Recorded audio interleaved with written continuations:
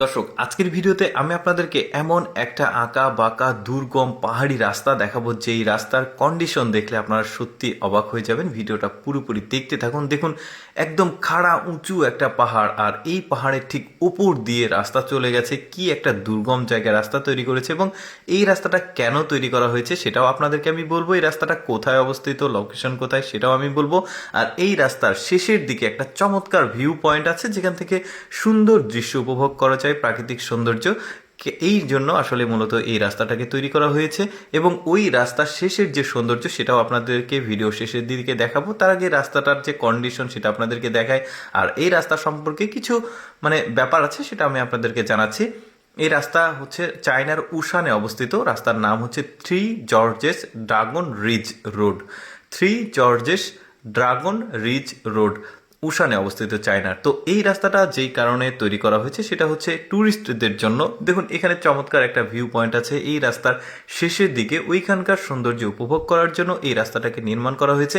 তবে এই রাস্তাতে আপনি গাড়ি নিয়ে যেতে পারবেন না, কোনো যানবাহন যাবে না, আপনাকে হেঁটে যেতে হবে ট্রেকিং করে।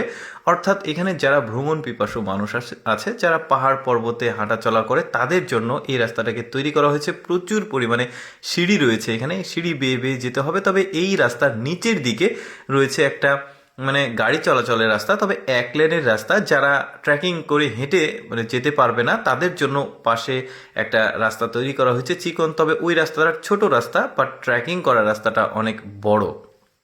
আপনাকে হাঁটতে হবে, অল্প হলেও হাঁটতে হবে। আর এই রাস্তাতে সকল রকমের সুযোগ সুবিধা রয়েছে, যেমন এখানে কিছু রিসোর্ট রয়েছে, কিছু হোটেল রয়েছে, তারপরে এখানে বিদ্যুতের ব্যবস্থা, ওয়াইফাই, ইন্টারনেট সব কিছুর ব্যবস্থা রয়েছে।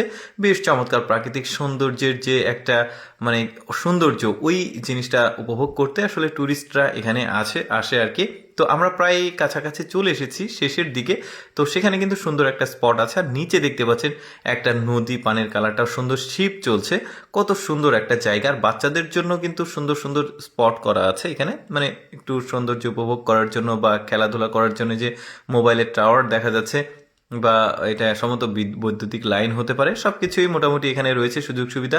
এক দুর্গম জায়গা হলেও কিন্তু ওরা মোটামুটি নাগরিক ম্যাক্সিমাম সুযোগ সুবিধাগুলো এখানে দিয়ে রেখেছে। সামনে হোটেল দেখা যাচ্ছে, যারা রাত্রি যাপন করতে চান এরকম একটা সুন্দর ভিউ পয়েন্টে, তারা কিন্তু এখানে রাত্রি যাপন করতে পারবে। জায়গাটা আমার কাছে খুব চমৎকার লেগেছে। নিচে একটা লেন রয়েছে রাস্তার, এক লেনের রাস্তা, যারা গাড়ি নিয়ে আসতে চায় তারা এই দিক দিয়ে এসে এখানে গাড়ি রেখে কোনো একটা রিসোর্ট বা হোটেলের থেকে এখানকার যে সৌন্দর্য উপভোগ করতে পারবে। দেখুন সামনে কত চমৎকার একটা পাহাড়, তারপরে নদী, তারপরে মেঘের সৌন্দর্য দেখা যাচ্ছে। যাই হোক দর্শক, কেমন লাগলো আজকের এই সুন্দর জায়গাটি অবশ্যই কমেন্ট করে জানাবেন। আর এইরকম ভিডিও প্রতিদিন দেখতে আমাদের লেটস গো ফেসবুক পেজটি ফলো রাখতে পারেন।